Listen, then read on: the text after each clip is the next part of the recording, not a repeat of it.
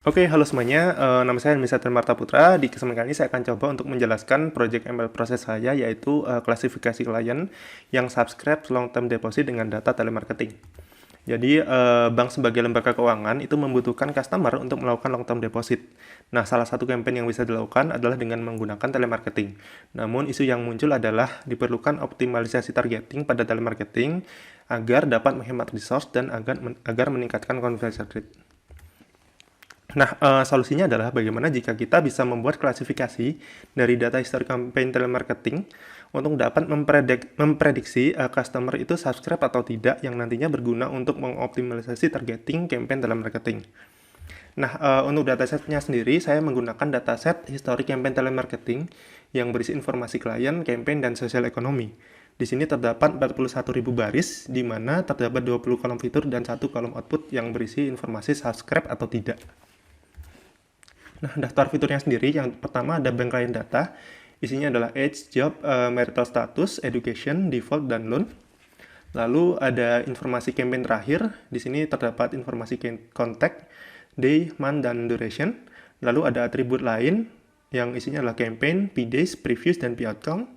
Lalu ada kondisi sosial ekonomi yang isinya adalah employment variation rate, consumer price index, consumer confidence index, Euribor 3-month rate, dan number of employees.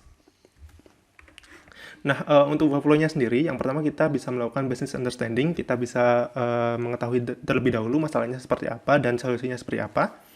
Lalu, karena kita melakukan klasifikasi, selanjutnya kita bisa melakukan data pipeline yang isinya adalah data collection, data validation, data defense, dan lain sebagainya. Lalu, kita bisa mengenal datanya terlebih dahulu dengan cara EDA atau exploratory data analysis.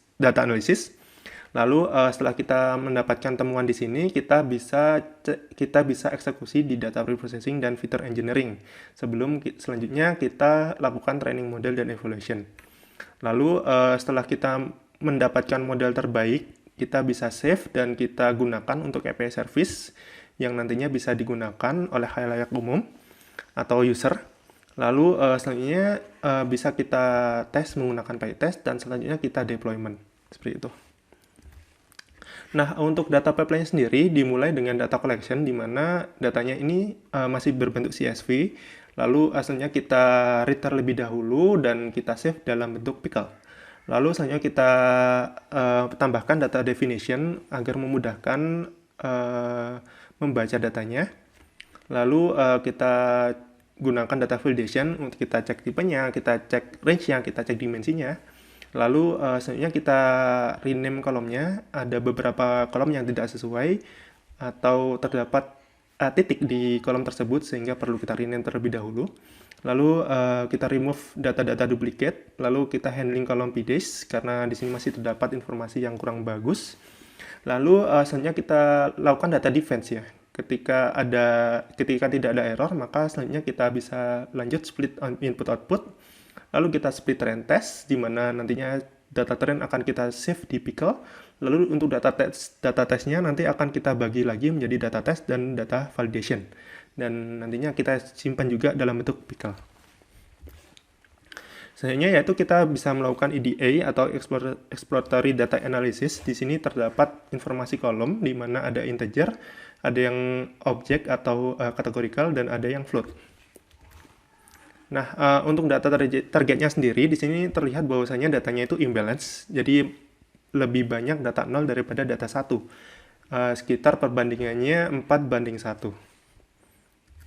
Lalu, kita bisa cek distribusi dari masing-masing data numeriknya terhadap targetnya, sehingga bisa kita gunakan nantinya variabel mana yang bisa kita gunakan dan berkontribusi sebagai pembeda antara kelas 0 dan 1. Lalu kita bisa juga cek korelasinya dari masing-masing fiturnya, dan juga kita bisa cek masing-masing fitur dengan Y-nya atau targetnya. Nah, selanjutnya kita lakukan preprocessing ya. Jadi setelah kita melakukan EDA tadi, kita menemukan bahwasanya kita perlu melakukan yang pertama, binding data untuk variabel p-days dan age. Lalu selanjutnya kita perlu melakukan balancing data dengan metode oversampling, undersampling, dan smoothing. Lalu untuk prediktor kategorik kita perlu menggunakan one hot encoder.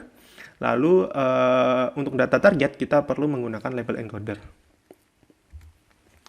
Nah, selanjutnya kita akan melakukan pemodelan dan evaluation. Nah, di sini saya menggunakan empat model, yaitu ada logistic regression, decision tree, random forest, dan XGBoost. Selanjutnya, setelah kita lakukan training, ternyata yang paling baik yaitu menggunakan XGBoost dan dengan nilai F1 score sekitar 0,77 dan data configuration-nya yaitu oversampling. Selanjutnya kita lakukan hyperparameter tuning dan kita dapatkan jumlah estimator terbaiknya yaitu 100. Nah, setelah itu kita lakukan pengecekan pada data validation dan data test. Nah, di sini performanya naik 0,01 menjadi 0,78, begitu juga di data test menjadi 0,78. Nah, setelah kita mendapatkan model terbaik, selanjutnya kita save model tersebut dan kita coba membuat API service-nya, yaitu menggunakan Fast API. Nah, untuk cara menggunakannya sendiri, kita bisa menggunakan Postman ya, untuk mencobanya dengan cara mengetikkan dengan menggunakan metode post localhost portnya 8080/predict. Nah, untuk format inputnya seperti ini, berbentuk JSON, dan nanti akan mengembalikan return value seperti berikut. Nah, selain ada API, saya juga membuat tampilannya, yaitu berbentuk streamlit yang bisa digunakan, yaitu kita bisa mengaksesnya dengan cara mengetikkan host port 8501 pada browser. Nah, setelah itu kita bisa kita lakukan PyTest ya untuk mengecek apakah proyek kita sudah benar atau belum ya. Setelah itu kita lihat bahwasanya terdapat informasi bahwa misalnya terdapat 3 pass dan 2 warning. Seperti itu. Nah, selanjutnya kita bisa melakukan deployment. Nah, di sini saya menggunakan AWS EC2.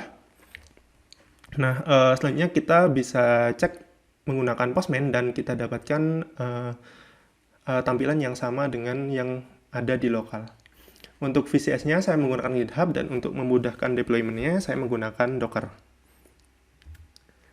Oke, terima kasih. Selanjutnya kita akan coba demokan API-nya. Oke, kali ini kita akan coba untuk mendemokan API-nya ya. Jadi di sini saya sudah mendeploy-nya di AWS EC2. Untuk API public-nya kita sudah dapatkan 54.206.103.145.